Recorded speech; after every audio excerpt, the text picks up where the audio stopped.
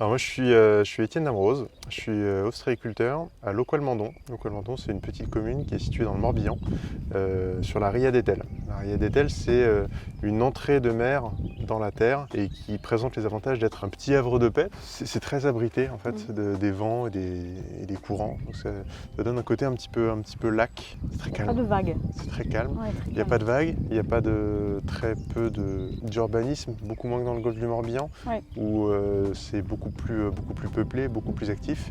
Ici, on est en zone Natura 2000 sur la totalité de la Ria d'Etel. Et du coup, ça protège. On a plus de 60 espèces d'oiseaux qui sont là. Et on est dans un environnement qui est vraiment protégé, sanctuarisé. Toutes les forêts que vous voyez autour, elles ne seront jamais construites. Ça restera comme ça. Alors, vous faites des huîtres depuis quand? Depuis peu, on est ostréiculteur depuis maintenant 4 mois. C'est une reconversion avec mon épouse. On était tous les deux plutôt dans les postes de bureau, de chef de projet, dans les grandes entreprises en région parisienne. Et avec la crise Covid, on s'est beaucoup questionné, on a pris beaucoup de temps.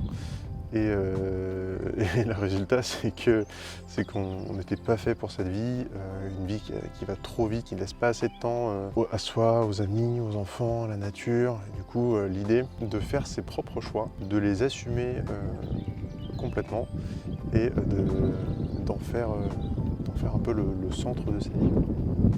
Et pourquoi les huîtres? Moi, je pense que j'ai même pas besoin de parler. Toi, t'as le décor. Bon, t'as choisi le décor avant les huîtres. Non, un truc qui nous passionnait quand même depuis plusieurs années, c'était l'idée d'entreprendre à deux. Avec mon épouse, ça c'était le ciment. L'idée d'avoir une production alimentaire. Au début, on se questionnait sur la reprise d'une ferme, d'une production de viande, production laitière, etc. Ce qui nous a un peu freiné, c'est la difficulté d'aller créer de la valeur ajoutée sur la production. L'ostréiculture ou la conchiliculture en général, la culture des coquillages, c'était quelque chose qui pouvait être très porteur de valeur et puis un produit qui est beau, un produit de fête. Un produit noble. Au niveau de la formation, ta femme elle est en train de suivre une formation parce que c'est pas si simple de travailler sur les terres d'un patrimoine qui n'est pas à nous, quoi, qui est à tout le monde, on va dire. Exactement.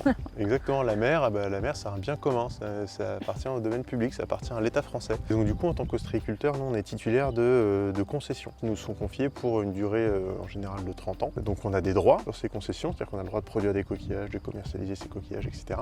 Mais on a aussi des devoirs, on a le devoir de les entretenir, on a le devoir de les rendre en bon état, on a le devoir de produire les coquillages en respect de l'environnement. Et donc pour avoir ce droit, il faut montrer qu'on est capable. Il y a encore de ça quelques dizaines d'années, il suffisait de lever le doigt et de demander une concession maritime, on nous l'a donnée. Quelle espèce d'huître tu produis? On a dans la Ria 2 espèces différentes, naturellement. Donc on a l'huître creuse, l'huître classique de Noël, qui a été introduite dans les côtes françaises dans les années 70-80, suite à une épidémie sur l'huître traditionnelle qui était l'huître plate. Et donc c'est cette autre espèce qu'on cultive également, l'huître plate, qui est un peu l'huître traditionnelle française, celle qu'on retrouvait sur la table des rois, produit qui est selon moi plus fin, plus noble, plus fragile aussi. Parce que quand tu me parles de huître plate, j'entends moi comme la Belon. En fait, la Belon c'est pas une appellation. D'accord. La Belon, c'est la rivière Belon. Il y a aussi la famille Belon qui produisent des huîtres. D'accord. Et c'est un endroit où effectivement il y a des huîtres plates. D'accord. Mais c'est pas, ils n'ont pas le monopole de l'huître plate. D'accord. C'est comme le frigo, quoi. Exactement. Frigidaire, Kleenex, c'est pareil. Je dirais bien plus de 90% de la production de huîtres plates, elle est faite en baie de Cancale, bien loin de la rivière Belon. D'accord. Une petite partie en baie de Quiberon ici et une partie encore plus infime dans la Ria d'Etel. Ok, donc c'est un problème de communication, on va dire. Marketing, je dirais même. Marketing, communication. Après, en fonction des différents terroirs ou terroirs, ça dépend comment on préfère dire, elle peut avoir un aspect différent. Par exemple, les huîtres plates de Cancale vont être extrêmement lisses parce que c'est des huîtres de pleine mer, donc elles sont brassées, c'est assez chouette comme produit. Les huîtres de chez nous, elles vont être un peu plus brutes de décoffrage. Rustiques. Voilà, elles n'auront pas été lissées par les éléments comme ça. Alors, dis-moi comment ça se passe pour la production des huîtres. Raconte-nous l'histoire. L'histoire d'une huître, alors quand je dis une huître, là c'est l'huître creuse, c'est l'huître qu'on trouve majoritairement en France. Elle commence dans le bassin d'Arcachon ou dans l'estuaire de la Charente. Dans ces deux endroits, il y a des bancs naturels d'huîtres qui se reproduisent entre elles et où on arrive, à l'aide de techniques, à capter ces petits naissants, ces petits bébés huîtres. En juillet-août, il y a la ponte des huîtres. donc dont les semences vont se rencontrer dans le milieu, créer des toutes petites larves d'huîtres qui vont se développer et se fixer sur un support. Et elles vont grandir sur ce support pendant à peu près 9-10 mois pour être ensuite détroquées, enlevées de ce support, pour être après distribuées un peu partout en France pour faire pousser ces nouvelles huîtres. Donc elles atterrissent chez nous aux alentours du mois de mars, avril, et du coup on les met sur parc. Alors le cas général, le cas qu'on retrouve le plus souvent en France, c'est on met les huîtres dans des poches. Les poches, c'est des espèces de rectangles carrés dans lesquels on va mettre toutes ces huîtres. Et c'est ces poches-là qu'on va venir poser sur des tables et qu'on va venir retourner de temps en temps. Donc une des parties du métier, ça va être de faire évoluer la poche dans laquelle l'huître en même temps qu'elle va grandir. Tous les ans, voire 2 fois dans l'année,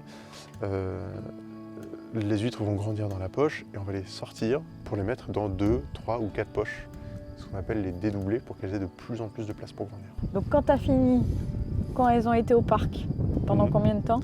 Alors du coup, au stade de naissance, elles vont rester quasiment 1 an, entre 3000 et 4000 petites huîtres dans une seule poche. Ok. Donc ça fait quand même un sacré paquet. Au bout d'1 an, un peu moins d'1 an, on va les répartir dans des poches avec des mailles un peu plus grandes, parce que les huîtres elles auront poussé. Il y en a une partie qui sera morte entre temps, parce que c'est la sélection naturelle aussi qui élimine les plus faibles. Il y a combien à peu près de pourcentage la moyenne en général dans la profession, c'est 50%. Sur cette première génération. Et ça, plus l'huître vieillit, plus elle va être résistante, elle aura construit son immunité, un peu comme nous en fait. Et du coup, moins de mortalité. Et donc du coup, au bout d'1 an, on la dédouble, donc on la met dans une poche un peu plus grande où elles sont moins nombreuses. Et au bout d'1 an, on refait la même chose, et au bout d'1 an, on refait la même chose pour arriver à la fin à, en fonction des pratiques de chacun, entre 100 et 200 huîtres par poche. Donc avant que je la mange, elle a 3 ans et demi, au moins. Ça c'est vrai quand on travaille en huîtres naturelles. Les huîtres dites triploïdes, elles vont pousser plus vite. Donc les huîtres triploïdes, c'est des huîtres qui sont nées en laboratoire, en conditions artificielles, où on fait se reproduire une huître qui a 4 chromosomes, une huître tétraploïde, avec une huître diploïde. Et du coup les bébés auront 3 chromosomes, 3 paires de chromosomes. Donc du coup ça donnera des huîtres qui sont dites triploïdes et qui ont 2 particularités. La première, c'est de ne pas se reproduire au moins dans les plus jeunes années. La deuxième caractéristique, c'est que vu qu'elles ne se reproduisent pas, elles grandissent plus vite. Elles ne perdent pas d'énergie à essayer de se reproduire. Donc ce qui fait qu'on a des huîtres qui vont arriver à maturité en 2 ans, 2 ans et demi, 3 ans en fonction des conditions. C'est pas naturel, on est bien d'accord. Ok. Ça a une incidence après à la consommation, à la dégustation. Est-ce que ça change autre chose que le fait que ça ne soit pas naturel? Alors évidemment il y a plein de facteurs, parce que vu que c'est des huîtres qui sont issues de conditions artificielles, c'est des huîtres qui sont sélectionnées. On va sélectionner des huîtres parce qu'elles auront une belle couleur de nacre, une belle forme, une belle couleur de chair, pour avoir les huîtres à la fin qui seront les plus jolies possibles.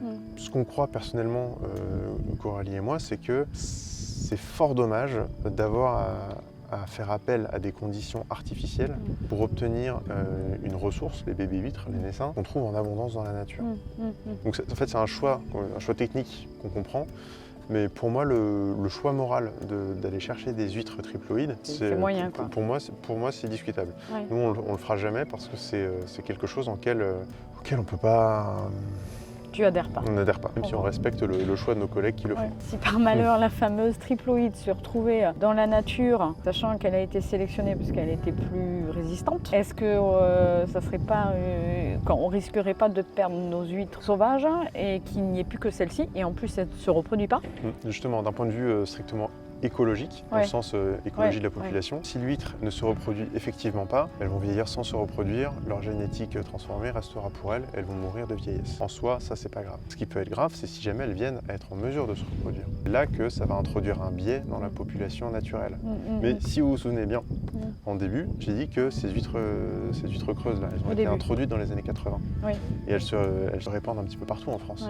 Donc concrètement, d'un point de vue strictement scientifique et écologique, un des arguments en faveur de la triploïde, c'est que du coup ça permet d'éviter qu'il y ait des reproductions de cette espèce invasive.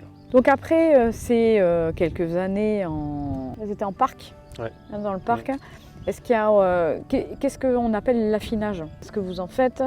Qu'est-ce que ça veut dire exactement? En général, dans le monde ostréicole, quand on parle d'affinage, on parle d'affinage en clair. Les clairs, c'est une configuration hydrologique qu'on n'a pas partout en France, qu'on a quand on a des marais où on a des clairs. Donc les clairs, c'est un espace dans les marais qui est un mélange d'eau douce et d'eau salée et qui permettent en fait aux fines de Claire de passer un petit peu de temps dans des conditions qui sont un peu moins salines et d'apporter un peu de douceur au produit. D'accord, ça désalinise petit peu. l'huître, donc elle est moins iodée. C'est l'objectif. Ouais, d'accord. En fait, le terme il est aussi utilisé, mais il va plutôt être utilisé dans la dernière étape de la vie de l'huître. Avant de la commercialiser, on va la faire durcir pour la préparer à voyager. Donc quand on dit qu'on va la faire durcir, c'est qu'on la rapatrie des parcs et on la met plutôt sur des parcs qui vont être hauts. Les parcs qui sont hauts, c'est des parcs qui sont hors d'eau le plus souvent. Ok. Alors qu'ils sont quand même amarrés tout le temps dans l'eau, hein, mais qui sont hors d'eau le plus souvent. Et en fait, ça va être un petit peu la séance de musculation pour l'huître, où elle va s'entraîner à rester fermée. Et du coup, l'huître qui va s'entraîner à rester en fermée. dehors de l'eau et Exactement. que... Ah oui, bah oui, parce que normalement elle est tout le temps dans l'eau, Bah, si elle est tout le temps dans l'eau, elle est contente comme tout, elle donc grandit, elle pousse, elle est un elle peu mange ouverte tout le temps. à chaque fois. Et voilà, Voilà, elle filtre d'accord. tout le temps. Donc une huître bien durcie, bien conditionnée dans une bourriche bien à plat, bien transportée, bien conservée, pourra se conserver 8 à 10 jours. Et c'est quoi ce fameux truc, les mois en R? Les mois en R, c'est une période, donc de septembre à avril, où l'huître va bien se conserver et va bien être transportée, parce qu'il ne va pas faire trop chaud. La deuxième partie, c'est que sur les mois de mai, juin, parfois juillet, l'huître naturelle va être en phase de reproduction. Et quand elle est en phase de reproduction, elle va être un peu plus fragile, parce qu'elle met toute son énergie dans sa reproduction. Donc c'est dans ces moments-là où, si on a des fortes chaleurs, qu'on les transporte et qu'elles sont laitances, on va avoir des huîtres qui vont mourir. Donc c'est pour ça qu'on évite de trop les embêter dans ces périodes-là. Est-ce qu'il y a une saisonnalité de l'huître, comme certains animaux de mer? Voilà, il y a un moment où tu n'as pas théoriquement d'huître. C'est une très bonne question. Alors en fait, comme tu dis, vu que l'huître elle grandit sur 3 ans, pourquoi pas même 4, 5, 6, du coup les huîtres, techniquement, elles sont là et elles sont vivantes toute l'année. Contrairement à des choux, des carottes qu'on va être obligé de récolter à un moment donné, les huîtres, tant qu'elles sont dans l'eau, elles sont vivantes, elles grandissent. Mais en gros, tant qu'elles sont là, qu'elles sont vivantes, techniquement, on peut les manger. Mais la saisonnalité qu'on va trouver dans l'huître, elle va être plutôt sur son taux de chair et son remplissage, entre guillemets. Le côté charnu de l'huître ou pas? Le côté charnu de l'huître. D'accord. Et le côté charnu de l'huître, un des facteurs principaux, c'est son alimentation. C'est comme tous les êtres vivants, quand on mange bien, on est en bonne santé. Les périodes où elles vont être le plus à l'aise, c'est les périodes qui vont suivre ces phases où elles vont bien manger. Elles vont bien manger pendant les blooms planctoniques. Bloom, c'est l'efflorescence en anglais. C'est des phases de reproduction intense du plancton. Mais globalement, en gros, c'est quand la nature repart, quoi. Donc il y a au printemps, évidemment, et il y a l'automne. Généralement, l'automne, on a des blooms encore jusqu'à novembre. Et du coup, ça nous amène juste aux portes de la période de Noël. C'est pour ça qu'en période de fête, on a des huîtres qui sont un petit peu au pic de leur qualité. Le mois de décembre, c'est un bon moment. Novembre-décembre, c'est un bon moment pour manger des huîtres. Par contre, janvier-février, c'est en général des mois froids. La végétation, les arbres, il n'y a pas de feuilles.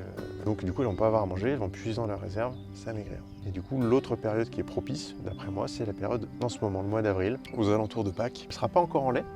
Oui, elle sera prête juste avant à sa phase de reproduction. Et du coup, on aura un produit qui sera de super qualité.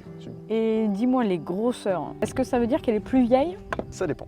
Il y a des enfants de 15 ans qui mesurent 1m90. Il y a des enfants de 15 ans qui mesurent 1m40. Par contre, il y a des gens qui continuent à grandir jusqu'à 20-25 ans, puis il y a des gens qui s'arrêtent à 14 ans. Donc après, si on veut avoir des huîtres plus grosses, malgré tout, il faut les laisser vivre plus longtemps, quelque part. Si on veut absolument avoir des huîtres plus grosses, il faut prendre son temps. Oui. Et la spéciale et la claire, donc c'est des espèces différentes. Vous, c'est la... En fait, c'est toujours la même espèce. Et donc, la claire... Fine de claire. Alors, la fine de claire... Nous, on voit toujours les spéciales qui sont beaucoup plus grasses, beaucoup plus charnues, plus iodées. Et la fine de claire, un peu plus affinée. Alors, en fait, du coup, le critère à proprement parler, ça va être celui du taux de chair dans l'huître. Un taux de chair au-delà de 11%, ça va être considéré comme une spéciale. Entre 7 et 11, ça va être une fine. Okay. Et en dessous de 7%, c'est rien, c'est une huître. Et après, du coup, le fait d'avoir une spéciale ou une fine, il va y avoir plein de facteurs. Et un des facteurs principaux, celui dont on parlait tout à l'heure, c'est celui de l'alimentation. Et de la façon dont on travaille l'huître aussi, du savoir-faire de l'ostréiculteur. C'est-à-dire que dans une eau très très nourrissante, on pourra avoir avec une huître bien travaillée, systématiquement des spéciales. Et ici, donc, au niveau de la qualité de l'eau, vu qu'on est quand même dans un endroit hyper serein, c'est un privilège pour l'huître de chez toi de vivre ici. Carrément, c'est le moins qu'on On va puisse lui dire. C'est le moins qu'on puisse dire, on a bien de la chance. En fait, on a tendance à penser que c'est les bateaux, la plaisance, etc. qui sont facteurs de pollution. C'est en partie vrai, mais c'est globalement faux. Vous voyez, il y a des villes autour. Les villes. Donc chaque maison, il y a des toilettes. Donc, toutes les toilettes vont à la station d'épuration. Si la station d'épuration n'est pas bien équipée, pas assez fiable et rejette des eaux polluées dans le milieu, ça va polluer le milieu. Donc là où on a de la chance, c'est qu'il y a des gros programmes d'investissement qui ont été portés et subventionnés par l'Europe, mais qui ont été portés par les collectivités territoriales, qui ont permis d'améliorer la situation. Mais il reste encore du chemin à parcourir, quoi. Les épisodes de pollution, il y en a encore. Nous, on a de la chance, on est très préservés quand même ici. Ça entraîne parfois des fermetures qui font que sur tel ou tel bassin, les ostréiculteurs ont interdiction de vendre leurs huîtres pour une période de quelques jours à quelques semaines. Là où je dis qu'on a fait un gros progrès aussi, donc effectivement avec la qualité des installations d'assainissement, mais aussi avec la capacité de suivi. C'est-à-dire qu'aujourd'hui, on va mesurer un petit peu tout le temps, sans arrêt, la qualité de l'eau. Et les gens qui tombent malades à cause d'une huître, aujourd'hui en 2022, par rapport à en 2000, je pense qu'on est très très loin. Donc, est-ce que vous vous êtes penché sur la certification écossaire ou bio Est-ce que déjà du bio, on peut en avoir, sachant qu'on est sur un domaine maritime national? Ouais, il y a un cahier des charges, alors, je vais synthétiser, mais il a 2 critères principaux. Le premier, c'est qu'il faut que les huîtres poussent dans une eau de très bonne qualité. Donc ça veut dire qu'il y a extrêmement peu d'épisodes de pollution et que les épisodes de pollution résiduelle qu'il y a sont petits. Okay. Voilà, ça c'est eau de qualité impeccable. La deuxième, c'est qu'une huître triploïde ne peut pas être bio. Bon, c'est déjà bien ça. C'est déjà ça. Et après, dans les autres certifications, c'est celui de Nature et Progrès. Et du coup, le cahier des charges pour l'ostréiculture Nature et Progrès, donc Nature et Progrès, c'est assez similaire, sauf qu'on ajoute à ça le fait que ce soit strictement que des huîtres nées et élevées en mer. Et du coup, le dernier, c'est celui des ostréiculteurs traditionnels. C'est une association où la totalité des adhérents s'engagent à ne travailler justement qu'avec du naissain, des bébés huîtres nés en mer.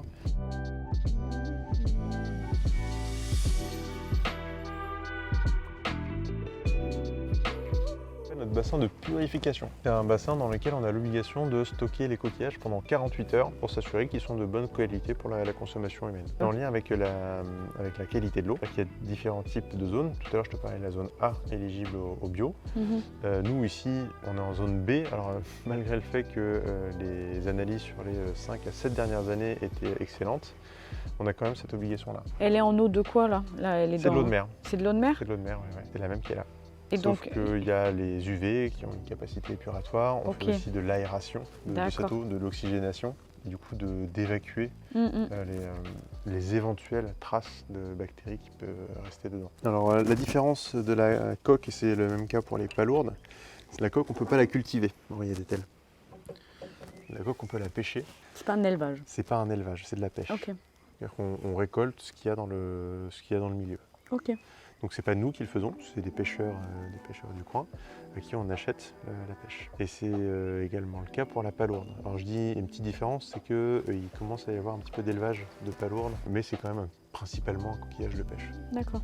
Alors le tapis, en fait, c'est un outil hyper standard de l'ostréiculteur. C'est vraiment le tracteur de l'agriculteur. D'accord. En fait, chaque fois qu'on va travailler les huîtres, on va les trier, on va les calibrer, ça passe par le tapis pour plein de raisons. C'est qu'on peut travailler à 4 et c'est beaucoup de manutention. Et ça, c'est la première raison. La deuxième raison, c'est que juste avant ce tapis, là, ce qui alimente le toboggan, c'est une laveuse. Et qu'en fait, une huître qui est dans une poche sur un parc, elle est pleine de vase. Si je vous la montre comme ça, vous n'avez pas du tout envie de la manger. C'est un produit qui n'est pas à l'extérieur propre. Et du coup, une des missions de l'ostréiculteur, c'est de transformer ce produit qui est très brut, très naturel, on peut les ramasser dans la vase, en produit fini comme ça qui est un beau produit, un beau petit caillou, quoi. Donc ça se lave quoi? La laveuse, est-ce que c'est une secoueuse aussi? Non, ça fait Parce que là, je suppose que faut pas trop la secouer, l'huître, elle va pas aimer. Bah non, on est bien d'accord. Imaginez cette huître-là, si elle se prend un gros coup ici, là, bah, elle va perdre son étanchéité, D'accord. elle va perdre son eau, Mm. elle va mourir. Eh ben, Si elle est hors de l'eau. Si elle reste dans l'eau Ouais. et qu'elle réussit à survivre dans l'eau, qu'il n'y a pas des petits crabes qui viennent manger à l'intérieur, elle va gentiment refaire sa coquille, étape par étape, et elle va continuer à vivre.